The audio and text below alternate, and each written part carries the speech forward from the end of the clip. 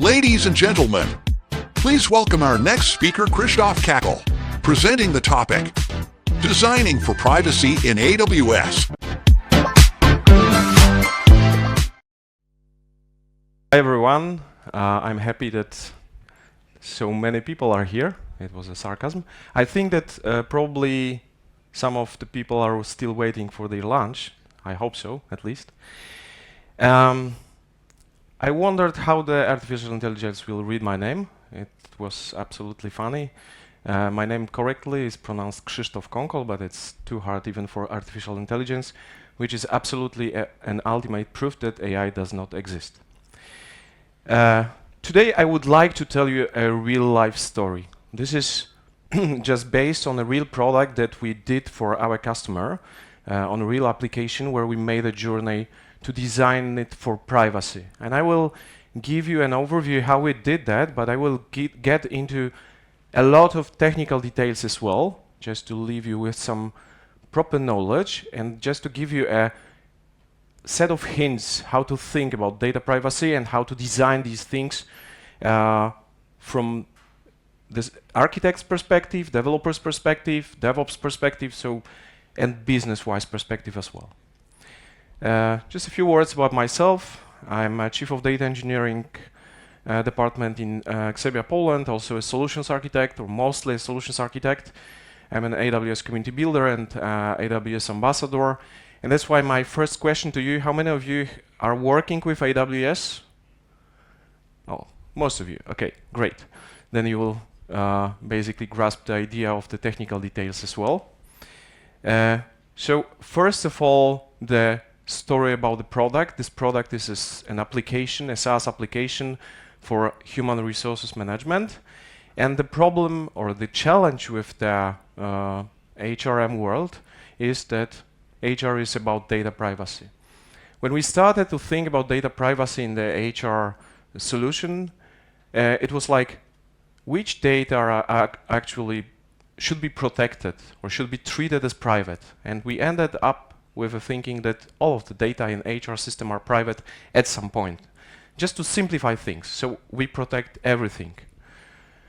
Then clients would like to be secure. They would like to know who has access to the data, where the data are stored. Do we trust the cloud? This is just an initial question. Do we trust all the parties and all the third-party components inside the system? Then we have business requirements. This is pretty difficult because the business requirements quite often are about to remove the data privacy rules because customer wants something super exciting for the customer, for the users, but something that actually spoils the big picture of the data privacy. And we are a vendor. We are providing the software for our customer, so we have a big responsibility of how it's used, where it's used, who has access to it, and what happens if the data leakage occurs. I'm a big fan of theory. It's not that I'm a theoretical guy, I'm a developer as well, but the thing is that theory prepares you to do things.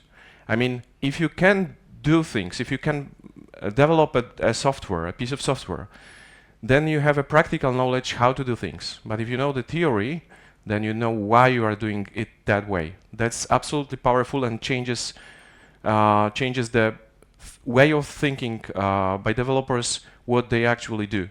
The same thing is, I always repeat that with Gen AI. Once you use ChatGPT, it's great. But if you understand how ChatGPT works under covers, then it makes your experience much better. So we started from this theory. It's a data privacy by design approach. It's pretty old, and it has 7 principles, proactive, not reactive. So it's like pretty much self-explanatory rules. Privacy is the default setting in a system, so you do not, as a user, have to set up anything. Privacy embedded into design, so you have to start thinking about that from the very beginning. Full functionality positive sum, it's a nice feature because it says you cannot make trade-offs. It's not that either you have a great UX or data privacy. You have to have both. End-to-end security, so you don't only think about the database or the software. You also think about the deployment processes and these kind of things. Visibility and transparency, so you have to be open to your stakeholders, what the system actually does, where it stores the data and these kind of things. And respect for user privacy, it means that you have to keep all the features of data privacy visible for the customers, for the users. But these rules are just generic rules that you can apply to pretty much everything.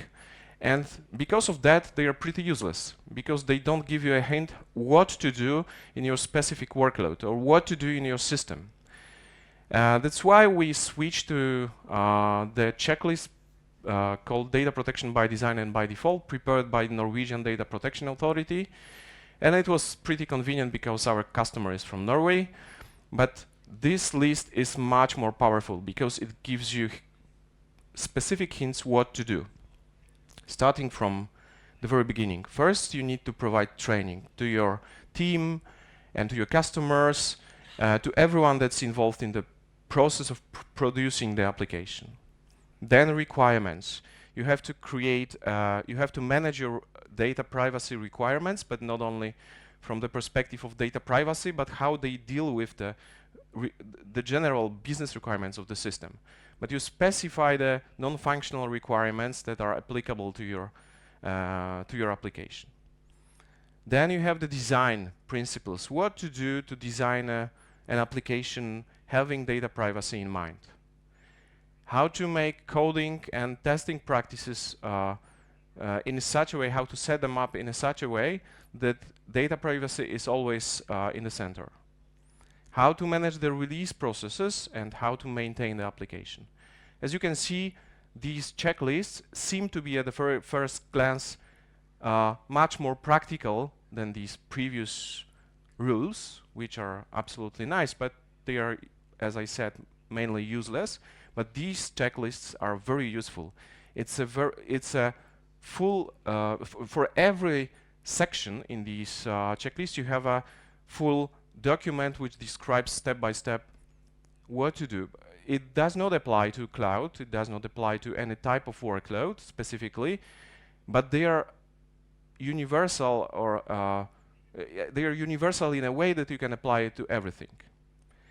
So once we got this information or theory, once we get this list, we read them, we understood them. They are pretty simple to understand, by the way. Then we have to make some prerequisites. That's what we did in the project. So the project was it was not a startup phase. It was like 50% of the features were done and deployed and and work in production, and we tried to start thinking about data privacy. It's quite often that you start from different points.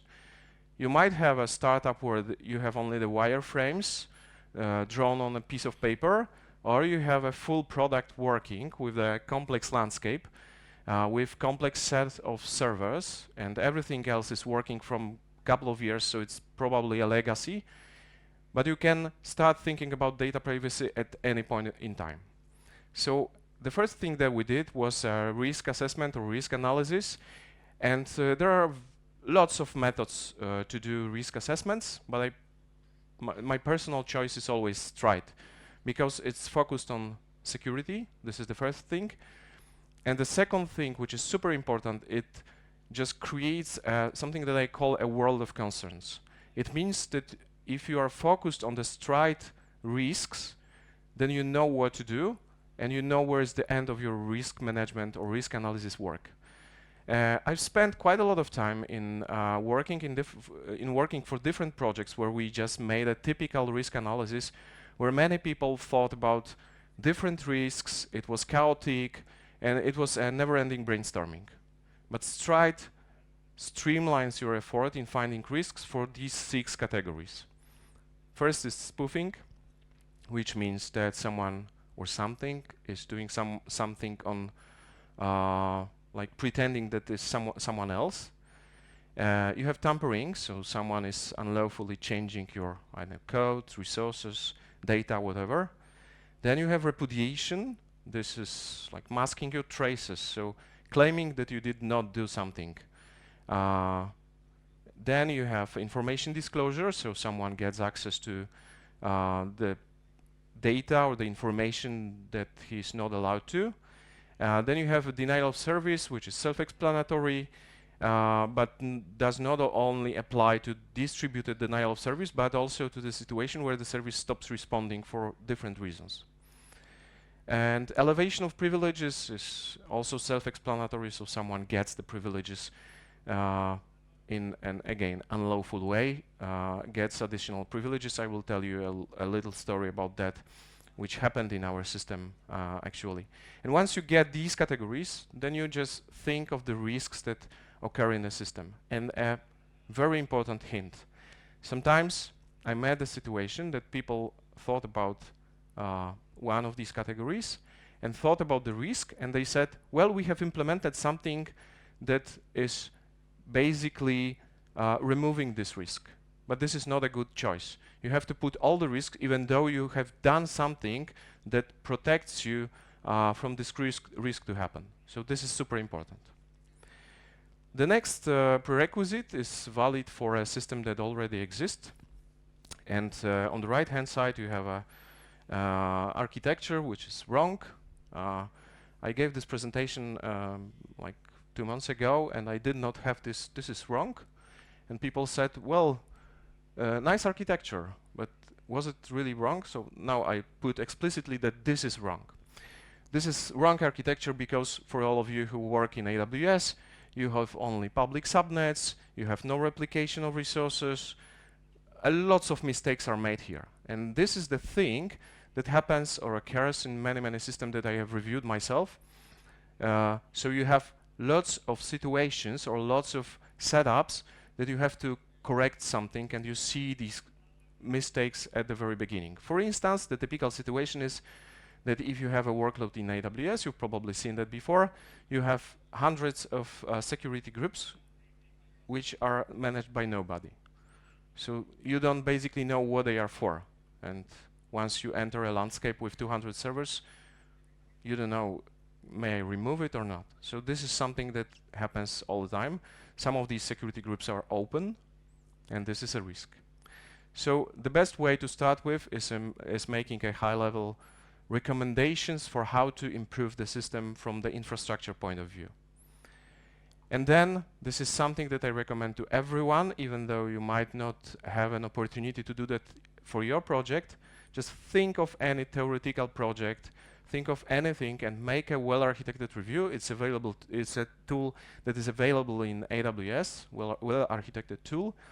And this is just a list of questions with an explanation what are the best practices. So this is the best way, from my point of view, to learn best practices, how to handle workloads in the cloud, although it's not only focused on handling the workloads, but it's also focused on the habits or how do you really work, so on soft things as well.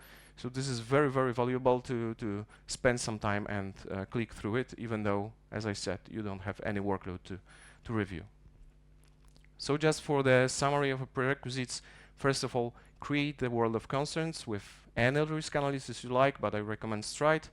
This is what we've done, and then learn some best practices, again, from whatever source, but I recommend myself well-architected tool in AWS.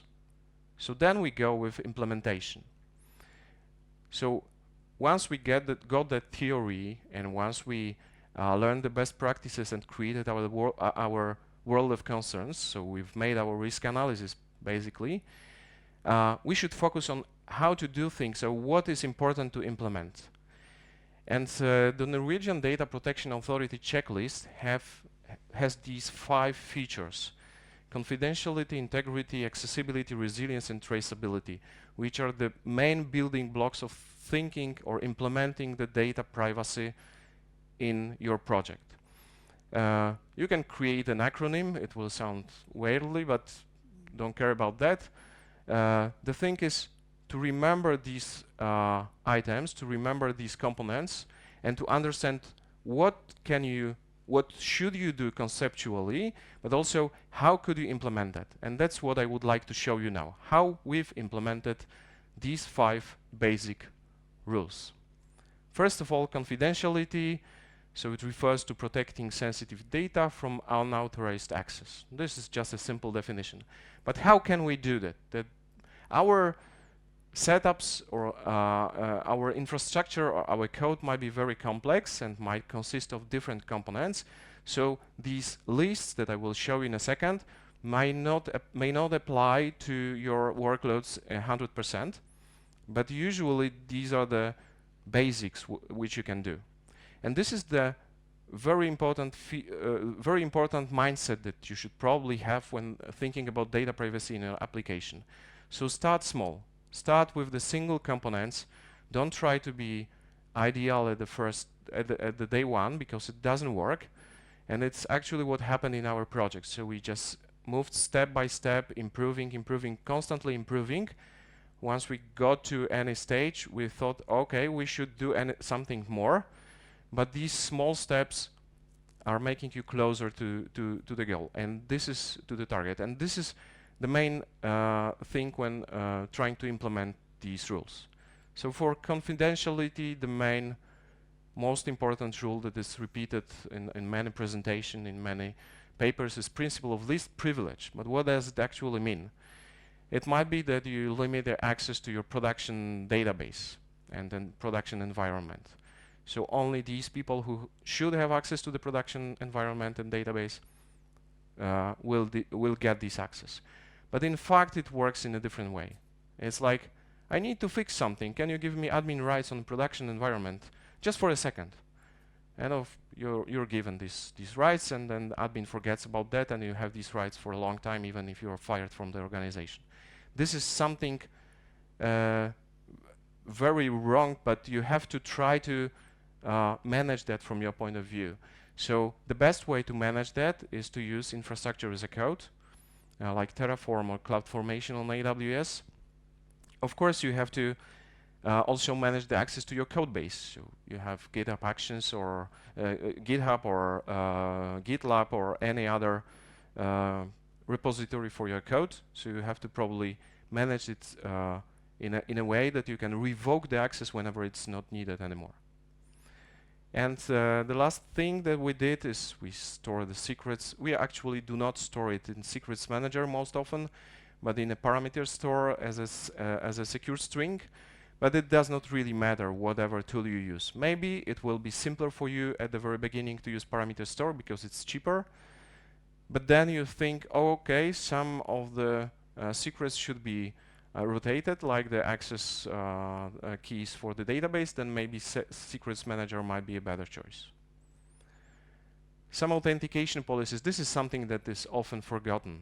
We create an AWS account, we give access to people, and, well, it works. But then the AWS console shouts all the time that the root account does not have MFA configured, but we omit that screen and don't do anything with that.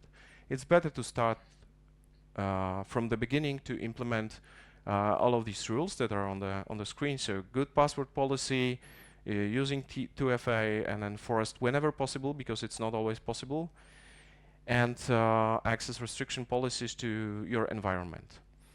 For instance, if you have your workload, you have EC2 servers, EC2 machines on AWS, it's better to avoid using SSH because you have Systems Manager. If you have your database in a private subnet, you have to have access to it, to an endpoint. You probably have to create a VPN connection or a Bastion host, but please pay attention to the Bastion host is like is a weak point in your infrastructure, or might be a weak point. So you have to think: do I need to have it all the time, or maybe only switched on incidentally and switched off afterwards if everything is fixed. Then encryption. This is the basics.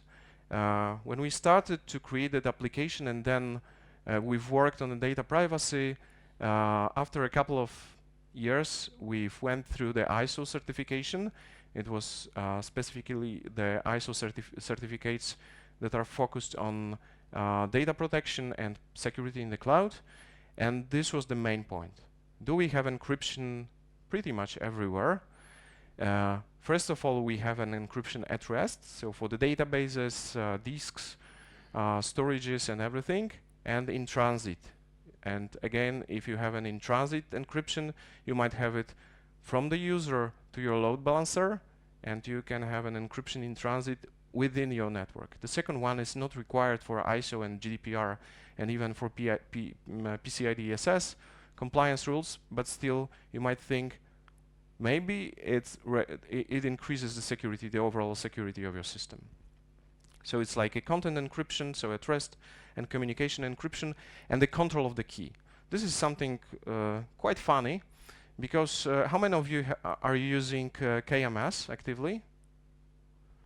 Okay, not too many of you, but KMS provides a couple of ways to create your keys. There is a default key for every service. It's a service-oriented key, but it's managed by AWS.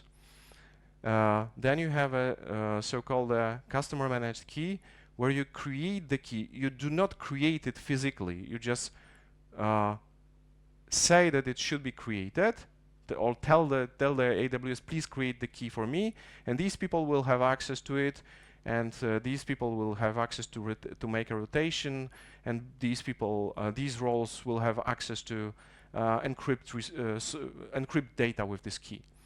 And it means that you are in a control of the key, even though the key is absolutely managed by AWS. This is sufficient, although I believe that the default keys are the keys that you don't touch.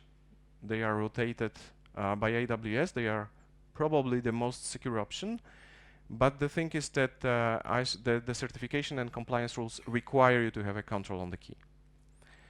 And last thing, well-designed features. This is absolutely critical because this is an application. So you have to think of how to create a permission model so that everyone has access to what he is or she is allowed to. Some sensitive data might be used, so there are some ways to make a special behavior. So for instance, in our application, we have a field salary, which is a sensitive data. So once you open a page where the salary is displayed, it's not displayed by default. You have to click an icon to reveal the salary, because someone might just go behind you and notice the salary by accident. So these are these small solutions that improve the security further. Elevating privileges should be impossible, and that's the story that I mentioned at the very beginning. We have a feature that allows to onboard new employees in the HR system.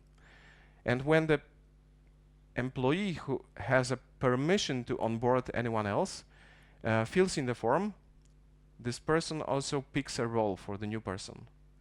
And this role might be, in terms of permission, higher than his own role, which means that this person might onboard himself or herself with a higher permission, then elevate privileges in an unlawful way. So this is something that we noticed after a couple of months, and we said, okay, we even didn't think about that this is possible. So you have to sometimes think what is possible in the application and consider that from the security perspective. And of course, tested permission model. Testing permission model is super difficult. I will say a little bit about the permission model itself a little bit later. So integrity means that the data is protected against unwanted alteration, destruction, loss, whatever might happen to the data. So someone records your data as an employee, and someone else destroys this data, so we have to protect it. But first of all, these are basics. S3 object versioning is a default setting, and it's used in our system for all the files, regardless of their purpose. It might be a document, a contract, agreement with an employee, whatever. Everything is managed through S3 object versioning. It's an easy thing to create, but please remember one thing: object versioning works in a way that if you remove an object from S3, you don't actually remove it. You make a new version which says the object is removed. So once you normally try to get the access to the object, it does not exist, but you can remove the flag and recover the object. So this is super important. You can remove it like 100%, but this requires a CLI call. IAM roles, it's typical that people try to use some credential in the application, and it's inevitable. So you have to use them somehow because you have access to external services and anything else. But it's possible to avoid using long-living credentials for AWS specifically. So if we focus on using roles only for all the resources, for all of them you can use these roles, then you avoid storing long-living credentials anywhere, and at least you minimize the attack surface by removing all the long-living credentials for AWS, which is absolutely super convenient. If you create a role, then you apply a permission set or permission policy, and then you can attach this role to any AWS service, machine, whatever, and this service is able to do only what's in the policy. There are, of course, some additional policies like resource-based policy. So, for instance, a service is calling a Lambda. So this service might have permissions to call the Lambda service, but in fact, the Lambda service must give an explicit permission to be called or to be invoked by the other service or role or machine or whatever. And the last thing seems to be trivial, like semantic roles, but it's super important. Once you have all these roles in your system, you might end up with multiple roles, like, I don't know, 100 roles. And if you do not make them semantic, you will not be able to manage them at all in any way. You will lose the context all the time. That's why creating semantic roles. So this is a role for a service that is responsible for, I don't know, saving the contracts for the employee. Then you have a semantic role, and you know that this service is allowed to do this and that. That's absolutely important. The same thing is for security groups in AWS. Data validation is again one of the ways to avoid problems with data integrity. Data validation is something simple. I mean, simple in a way that in application you do that probably all of the time. But it might be worth thinking or considering the scenario where you validate the data in an additional way. So not only if it's a good type of the data, but also if it fits in a certain range, for instance. If you have a field age and you insert, I don't know, 223, it's a good integer, but still it's a wrong age. And monitoring and logging. This is something that helps to keep integrity of both resources and data. Whatever you have, even the processes might be done like that. So CloudTrail for API calls, for API activity, it helps quite a lot of time to detect who did what. And logs for managing all the resources. So for S3, for the database, for the workload itself, we send these logs to CloudWatch, except for the logs for the resources or for Kubernetes cluster that we have that are sent to Elasticsearch directly. But this is just an exception. In the general rule, you have to think of the costs of CloudWatch. They might be very high if you send everything to them. Like, for instance, the CloudTrail logs should be, sorry, not the CloudTrail, but the VPC flow logs. So the network logs from your setup can be sent to both CloudWatch and S3. So I recommend S3 because these network logs are absolutely huge, and you might pay a couple of hundreds of dollars per month just for logs from VPC. And the audit trail in the application, it also helps. Audit trail is an information what happened with the given record. So if I entered the record or the data of a given user, of a given employee, and I've changed the name, it should be stored somewhere in the history. That Krzysztof Kąkol has changed this and this employee, and on this and this date, this is what was before and this is what is after. It helps if you try to investigate what happened with the given set of data. Accessibility, this is a term used now in a different context, but in the Data Protection Authority checklist, it's used in a way that the personal data must be available to authorized personnel only who require it for their work, and there is also a general rule that this access to this data should be given only for the time that it's needed. But first of all, access to infrastructure. In AWS, it's the best way is to use Identity Center right now.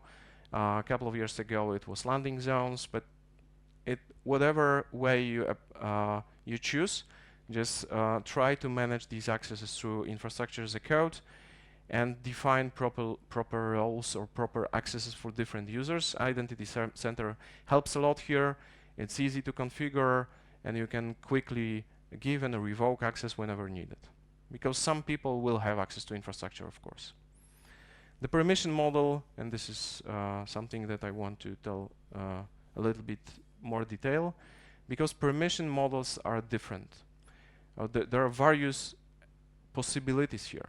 We can have a role-based access control, which means that we are giving a user a role in the application, and this role is connected to some functions or some capabilities. So what this person can actually do in the application. We can have an attribute-based access control. For instance, imagine a flag of a manager in the list of employees, and we say, if this flag says true, then this person can do this and this. Then we have access control list, which means this is like in, I don't know, Jenkins or in Confluence. There are lots of applications using access control list, which means that we have an item, a resource, or a data, and we say this and this person can read this data, this and this person can read and write, and this person can remove only. This is a complex way to manage access, but very flexible, although it's not manageable at all in the commercial application when users want to have an easy setup. But at the end of the day, we end up usually with access policies. That's why in AWS, you specify the permission using access policies. It's not because it's just a super exciting concept. It's because most often, it's not possible to specify the permissions in a simple way with the use of RBAC or ABAC or ACL.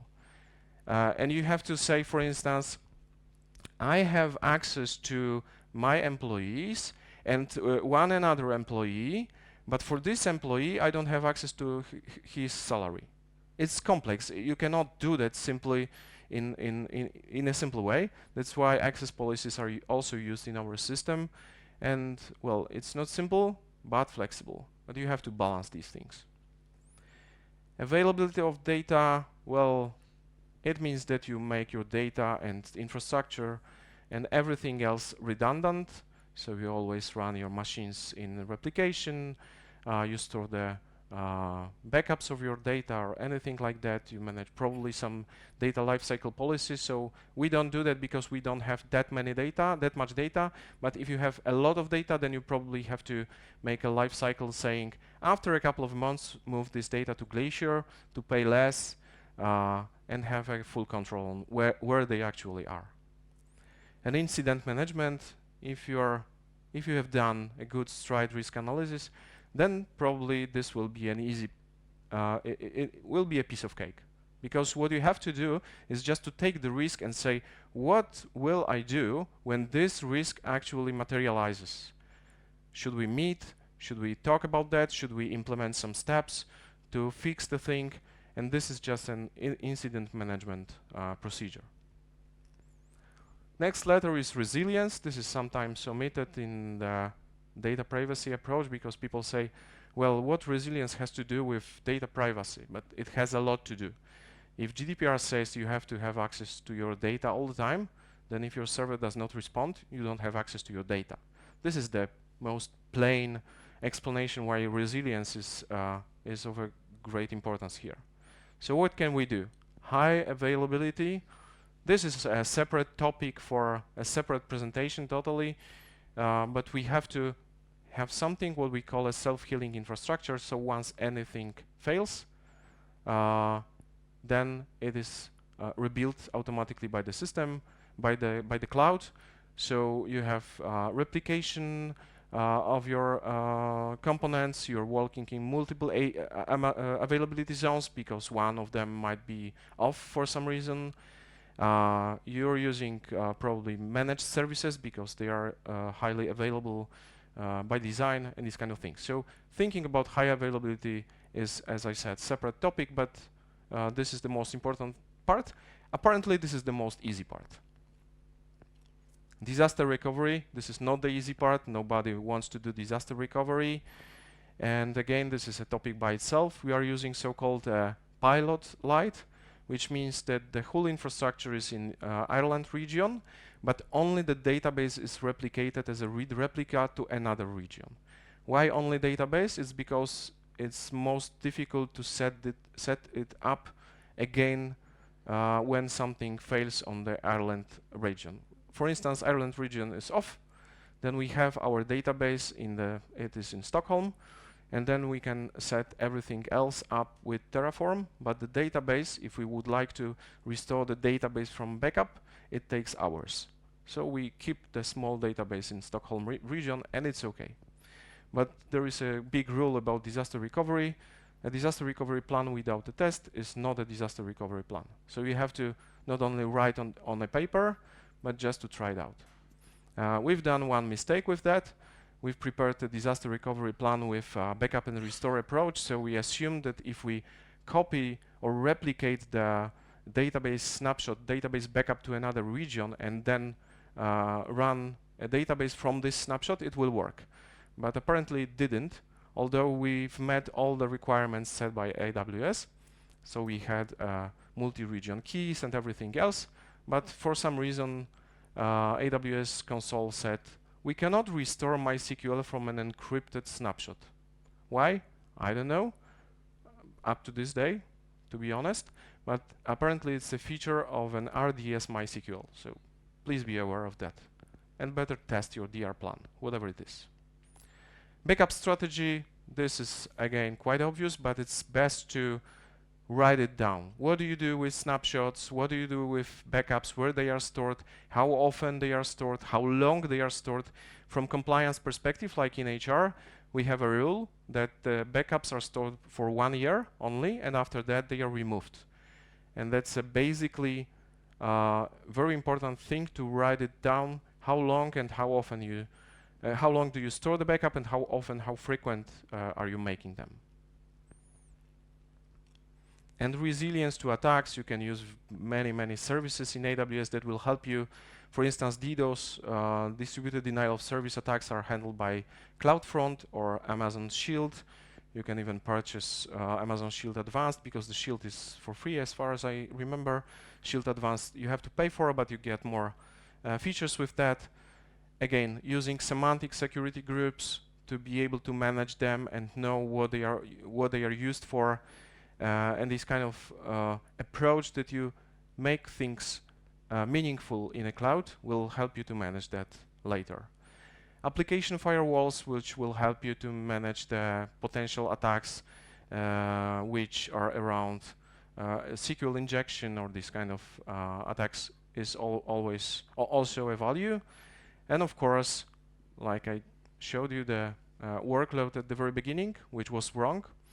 The workload should be in private subnets always, except for the services, usually managed services, that are available from the external world, like load balancers or NAT gateways. But other than that, database, your cluster, whatever, should be in a private subnet always. And the last thing, quite interesting, traceability. There is always a moment that you would like to investigate what really happened. What was actually the reason of a failure? So traceability helps in that. So log everything, whatever you can. Even though you put these logs into S3, even though if you have short retention period, so after 3 days you remove the logs, it might help you at the end of the day. But of course, logging and saving the logs without analyzing and notifying them is of no value, absolutely. So try to pick the things that are important to you, so to be notified whenever, I don't know, the NAT gateway outcoming traffic is too high or something like that, then you'll be more secure. The more it's not like the more notifications you set up, the more secure you are. It's not working that way. It should be just for purpose. Audit trail, I mentioned that before, but there is one more thing. It's called slowly changing dimensions. This is a name from a warehousing world. What does it mean? In audit trail, you store the information, then someone changed something at the very given date, and you have the information what was before and what was after. In slowly changing dimensions, you store every form of the record. So if you have a John Smith and someone changes this name John to something else, to Kevin for instance, then you store the old version of the record and the new version of the record, and every record in the database has flags from which date it's valid to which date. And it's pretty complex, but gives you a lot of information again for being able to trace what happened and what actually occurred in the system when something went wrong. I don't recommend to start with that, but just think of when it might be helpful for you.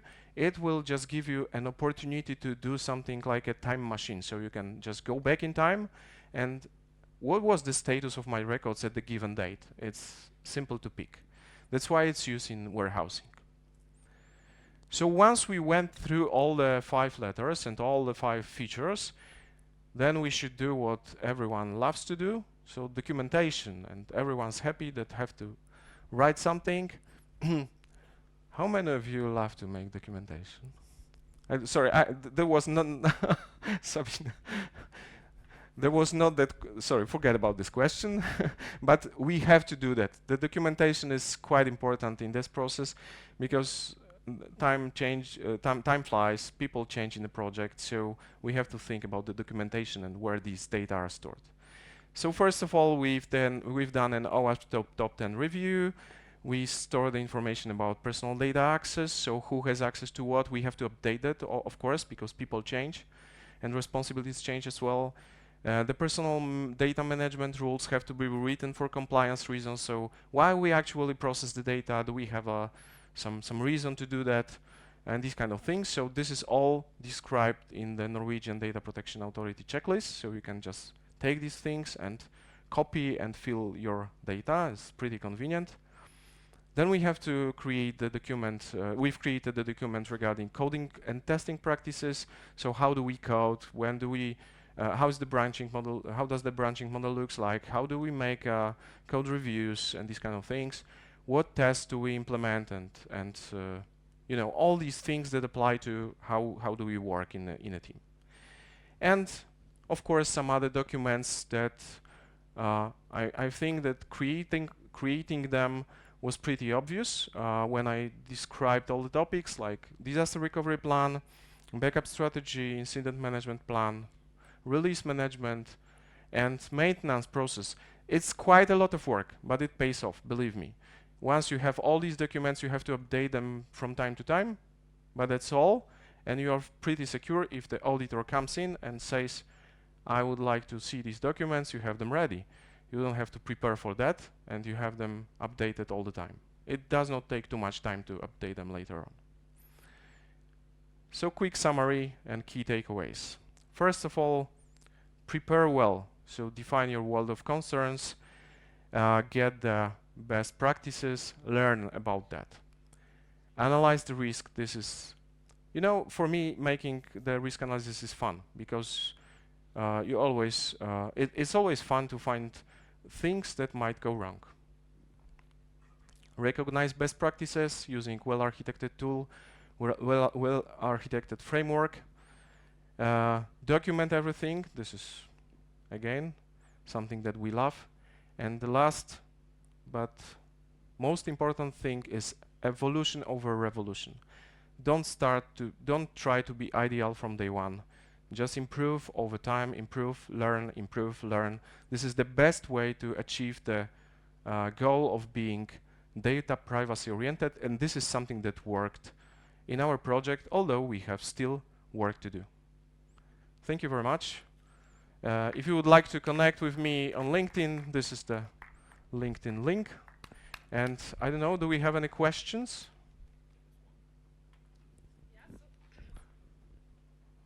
There's one question. Oleg wants to know, how do you test permission models? It's a secret, top secret. It's like if you try to think of your personas in the system, you always have a set of roles or a set of principles or a set of permissions that have to be verified for these personas. You cannot test the permission system as a whole because there are lots of variants. The more flexible that the permission system is, the more combinations you have. So it's best to create personas, and it's best to create scenarios with these personas that must work, and the things or the places that should not work for this given persona. It's the most often created way of managing or testing permissions. Okay. Is there another question here from the audience? Obviously. Yeah, there's one.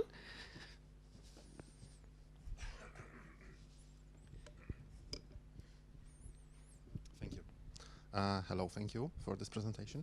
So my question is about how do you tell clients that they need to pay a little bit more to be a bit more safer? Because what I'm specifically looking at, some of the measures that you presented will generate additional costs. Absolutely. And is it complicated to tell the client, hey, you need to pay 20% more, but with that you are more compliant with whatever rule? Like, You just did that. It's simple. Okay. You know, it's like building an awareness in a customer's approach is always difficult. It depends on who is on the other side. But if you say, this will give you this value, but without that you will pay less, but you will be more prone to attacks, then, you know, it's just training them, learning, or teaching, constantly giving them knowledge and convincing that it works. And while you cannot do that from the day one, quite often, because they think of spending $100 instead of 102, and they try to, you know, save absolutely small amounts of money. But then the awareness grows, and then once they approach the compliance rules, they say, okay, there is no other way around. Let's do that. Thank you. Okay, thanks for that question. Another one? Chris, thank you very much for this presentation and your insights into data privacy on AWS. It's your applause, please. Thank you very much.